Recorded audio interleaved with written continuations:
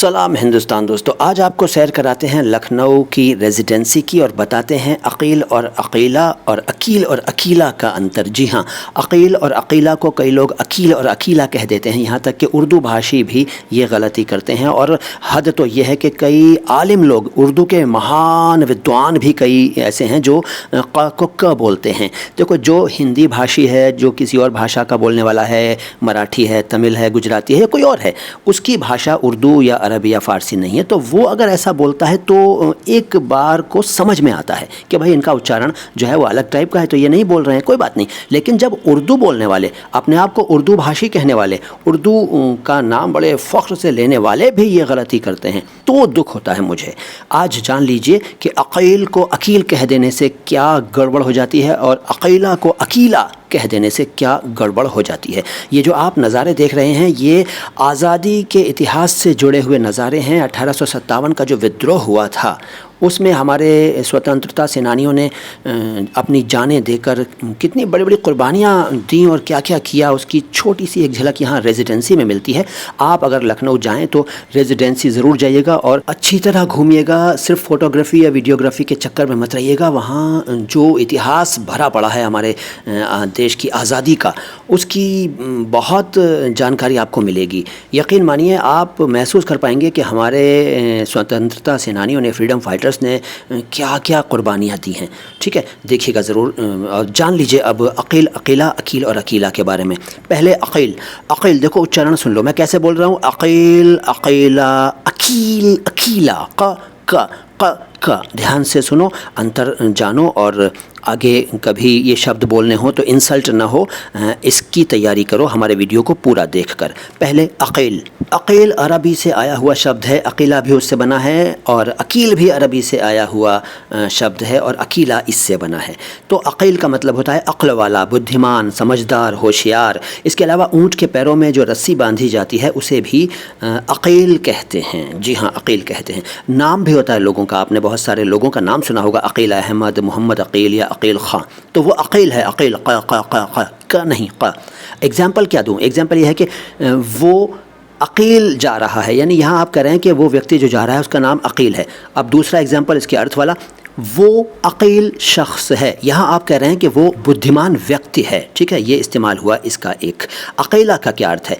मेरी बेटी का नाम अकीला है, ये एक एग्जाम्पल हुआ। ये स्त्रीलिंग है अकील का।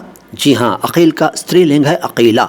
इसका अर्थ वही है जो अकील का बताया, लेकिन ये स्त्रीलिंग है तो ये महिला के लिए इस्तेमाल होगा। तो ये बात हुई अकील और अकीला की। अब अकील और अकीला, अकील किसे कहते हैं? देखो, अगर आप अकील को अकील कह देंगे तो अर्थ कैसे बदलेगा, सुन लीजिए। अकील का अर्थ है साथ में खाने वाला, यानी जो आपके साथ खाना खाता है अक्सर, वो आपका अकील है।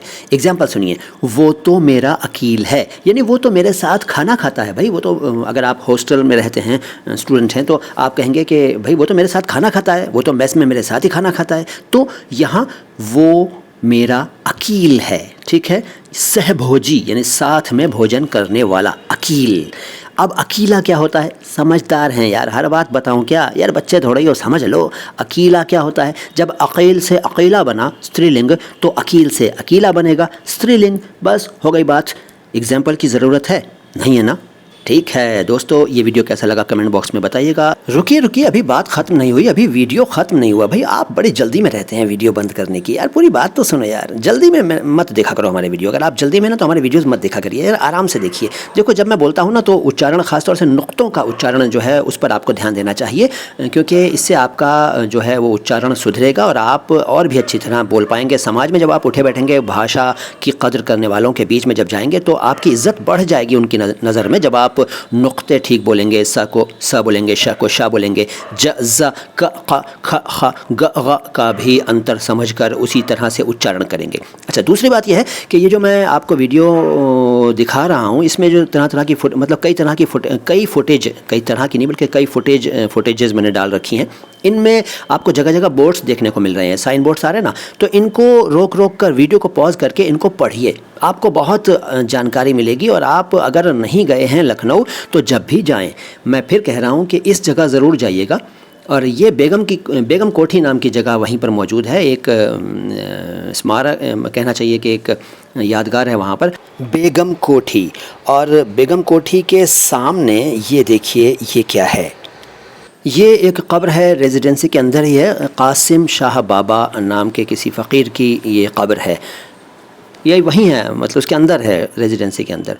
ये म्यूज़ियम है। जब हम यहाँ पहुँचे तो बारिश शुरू हो गई थी, हम अंदर जाना चाहते थे लेकिन जुमा था उस दिन, फ्राइडे था, तो ये बंद था, म्यूज़ियम के अंदर नहीं जा सके। ध्यान दीजिए, फ्राइडे को ये बंद रहता है, मंडे को आमतौर पर जगह बंद रहती हैं, लेकिन ये फ्राइडे को बंद रहता है। तो आप ध्यान दीजिएगा जब जाएँ वहाँ पर, तो फ्राइडे को आपको ये म्यूज़ियम देखने को नहीं मिलेगा। इसके सामने बहुत हरियाली है, बहुत देखिए कितनी खूबसूरत घास है, मज़ा आता है यहाँ पर बैठ कर, यहाँ जाकर। ठीक है, तो आज की मुलाकात यहीं तक। किसी भी शब्द का उच्चारण या उसका अर्थ जानना चाहें, उर्दू या हिंदी के शब्द का, तो कमेंट बॉक्स में लिखिएगा। सलाम हिंदुस्तान।